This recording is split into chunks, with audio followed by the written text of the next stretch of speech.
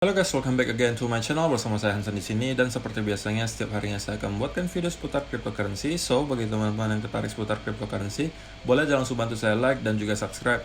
Jangan lupa juga untuk hidupkan lonceng notifikasinya supaya teman-teman gak ketinggalan update terbaru seputar cryptocurrency.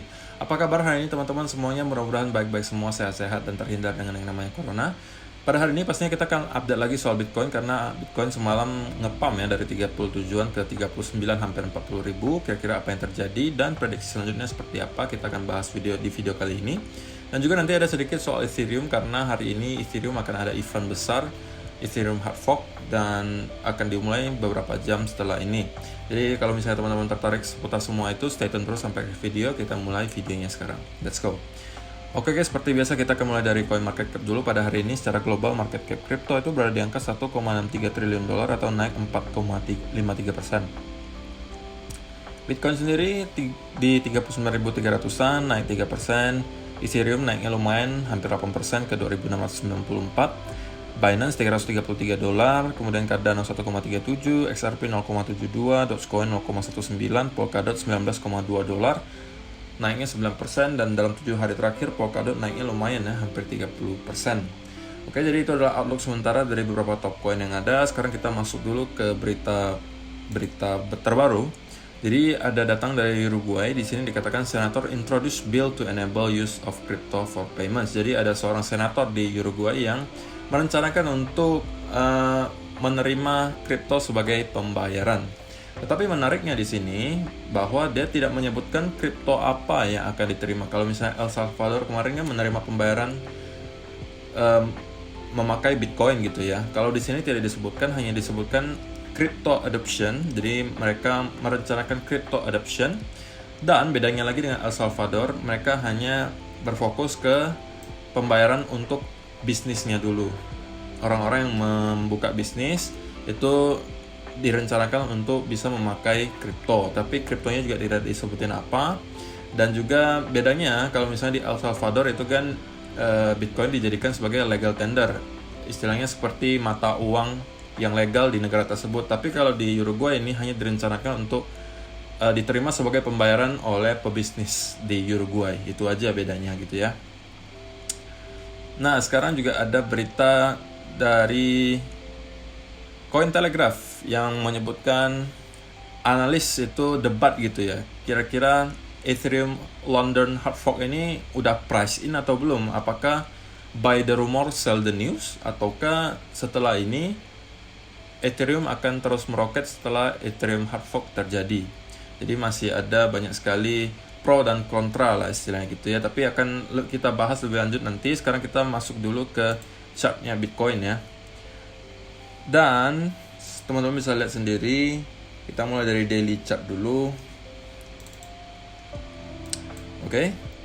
Jadi setelah kemarin hampir saja menyentuh kotak biru kita, walaupun tidak sempat ya. Kemudian Bitcoin langsung ngepam dari 37.500-an ya ke hampir 40.000 guys. Jadi naiknya lumayan banget, dan hari ini lagi konsolidasi sedikit, dan kita masih berada di atas EMA 200. Hampir saja kita menyentuh, dan kita tidak sempat masuk. Pastinya saya tidak sempat masuk juga karena belum menyentuh kotak biru di sini. Jadi saya memang ya tidak sempat masuk karena memang harus disiplin ya guys, seperti yang saya katakan kemarin. Kalau misalnya teman-teman lihat di 1 hour chart, kita udah dekat banget sih. Dikit lagi kita udah nyentuh dengan kotak kita di bawah, tetapi tidak sempat dan langsung dibawa naik ke atas. Nah, kalau misalnya teman-teman tanya saya apa kira-kira yang akan terjadi selanjutnya, sebenarnya saya udah pernah jelasin di video sebelumnya ya. Kalau selama kita close itu di bawah 41.000 di sini, maka masih ada kemungkinan short termnya itu bearish guys. Masih ada kemungkinan gitu ya, selama kita masih close di bawah ini. Karena teman-teman bisa perhatikan di sini, kalau misalnya kita nyentuh ke area ini, itu masih ada kemungkinan untuk menjadikan head and shoulder guys. Jadi masih ada kemungkinan itu. Tetapi kalau kita lihat sekarang momentumnya itu cukup kuat ya, naik ke atas. Tetapi kenapa kita belum bisa masuk sekarang? Karena belum ada pattern continuation yang tercipta. Nah, kalau misalnya teman-teman perhatikan, atau misalnya udah nonton video saya semalam, udah tahu kalaupun misalnya kita rally dari sini ke atas, maka yang saya pengen lihat adalah pattern continuation. Misalnya seperti ini, ketika rally, nah muncul pattern ascending triangle misalnya, ya kan? Nah, breakout dari sini kita oke lah, kita boleh ikutan masuk.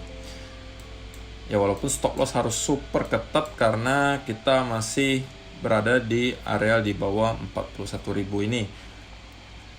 Atau misalnya kita membentuk semacam flag. Nah, di sini. Nah, seperti ini baru mungkin kita bolehlah ikut masuk, walaupun ya risk and rewardnya tidak seberapa menurut saya. Karena menurut saya kita masih bisa saja tereject dari area 41.000 ini. Masih ada kemungkinan. Oke. Tapi untuk sementara terlihat cukup baik momentumnya untuk bullnya, naiknya ke atasnya lumayan kencang. Jadi ya bisa jadi kita dari sini konsolidasi dulu langsung breakout ke atas. Itu juga ada kemungkinan. Nah, kalau misalnya hal ini terjadi ya lebih baik lagi gitu kan. Kalau misalnya ini terjadi, maka saya tinggal tunggu aja retestnya. Dan kita bisa melanjutkan kenaikan ke sekitar 47 atau 48.000. Itu risk and rewardnya jauh lebih bagus ya guys. Jadi untuk kemarin memang saya tidak sempat ikutan masuk di pump ini untuk short term trade ya. Tapi kalau misalnya teman-teman yang long term holder, ya kan sudah tahu posisi saya itu sebagai seorang investor yang dollar cost averaging gitu ya. Saya tidak peduli harganya naik ataupun turun ya, saya tetap cicil. Kalau misalnya teman-teman yang short term trader, saya juga ada short term trade. Selain saya mempunyai akun untuk long term hold, saya juga ada short term trade. Tapi yang di short term itu saya tidak sempat masuk karena saya memperkirakan masih akan nyentuh ke area kotak biru ini. Cuman ya kita masih harus wait and see apakah kita sekarang akan membentuk pola continuation. Kalau seperti itu ya, kalau teman-teman emang gatel gitu ya, pengen trade, ya sudah tunggu saja ada pattern continuation untuk konfirmasi bahwa bull akan berlanjut. Baru dari situ teman-teman melakukan trade, oke? Dan untuk sementara kita masih berada di daerah netral ya, masih 50. Untuk kemarin kita udah sempat nyentuh ke fear. Setelah kemarin koreksi terus-menerus beberapa hari, kita udah sempat nyentuh ke fear. Sekarang udah netral. Dan kalau misalnya dilihat ya kita masih ada di pertengahan lah ya, belum masuk ke fase yang greedy gitu. Nah, sekarang kita langsung aja masuk ke Ethereum, karena Ethereum ngepumpnya lumayan banget guys, ya kan, melawan arus dia, ya kan. Setelah Bitcoin tadi kemarin itu ya naiknya juga nggak banyak banget, Ethereum malah naiknya sekitar 8%-an. Jadi dari 2400-an naiknya sampai hampir 2756. Jadi ya mungkin sekitar hampir 10% guys naiknya pumpnya itu dalam jangka waktu hanya beberapa jam saja di sini. Jadi resisten berikutnya tentunya berada di sekitaran ini, di kotak biru kita di sekitar 2.850-an dolar. Nah, lanjutan dari yang tadi, banyak sekali orang masih berdebat apakah kira-kira setelah Ethereum hard fork ini terjadi akan di-dump, karena banyak orang bilang buy the rumor, sell the news gitu. Ketika newsnya muncul, akan banyak yang sell. Apakah itu pasti terjadi? Menariknya saya ada ketemu satu gambar chart ya. Jadi ini adalah history di mana Ethereum melakukan hard fork. Jadi sebelumnya juga Ethereum udah pernah melakukan hard fork dan namanya beda-beda ya, Homestead, Byzantium, Konstantinopole, Istanbul, Berlin, London. Nah, London yang kali ini. Nah, ini ada garisnya juga ketika hard forknya terjadi. Rata-rata katanya setelah hard fork terjadi, kita akan mencapai local top itu 80 hari setelahnya. 80 hari setelahnya ya. Jadi, setelah Ethereum hard fork, teman-teman bisa lihat ini. Ini setelahnya itu naik. Walaupun ada koreksi sedikit, habis itu naik. Kalau di sini kita langsung naik ke atas setelah hard forknya terjadi. Di sini juga sama, kita langsung naik. Di sini kita koreksi sedikit lalu naik. Di sini kita terus naik.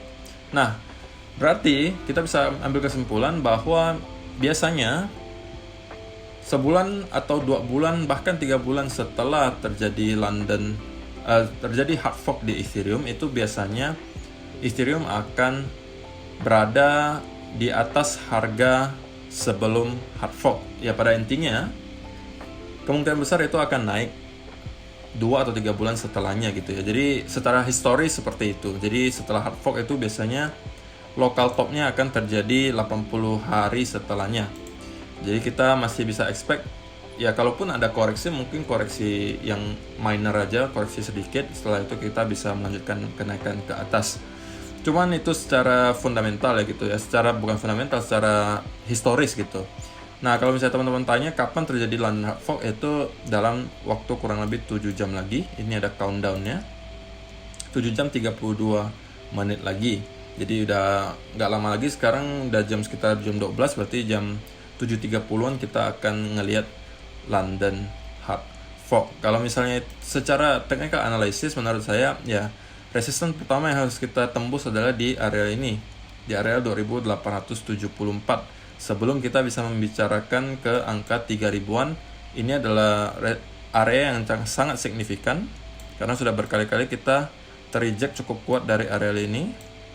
So, kalau misalnya kita mau buy, menurut saya jangan di sini sih guys, agak ngeri soalnya ya, karena kalau misalnya teman-teman buy di area sini, risk and reward-nya pertama tidak seberapa. Karena teman-teman kalau nge-pump sedikit pun dari sini ke atas, ya sudah ketemu langsung dengan resistance yang saya sebut tadi. Beda cerita kalau misalnya teman-teman tunggu dulu konsolidasi, baru teman-teman ikut. Atau misalnya kita udah breakout dari sini, konsolidasi, retest, nah teman-teman baru ikut masuk. Karena berarti kita sudah breakout dari area ini, dan sudah jelas close di atas area tersebut, dan kita sudah retest menjadikan area ini sebagai support. Nah, dari itu kita udah punya konfirmasi yang cukup bahwa kayaknya bull akan melanjutkan aksinya kembali. Jadi itu saran saya. Kalau misalnya teman-teman memang FOMO banget, memang long term holder, ya sudah. Kalau misalnya mau buy juga nggak apa-apa gitu ya. Tapi kalau short term trader, saran saya jangan di pertengahan seperti ini guys, karena resikonya sangat besar gitu ya. Oke, jadi itu aja untuk video kali ini guys. Terima kasih yang udah nonton sampai selesai. Semoga bermanfaat video kali ini, dan kita akan bertemu lagi di video yang berikutnya. Bye-bye.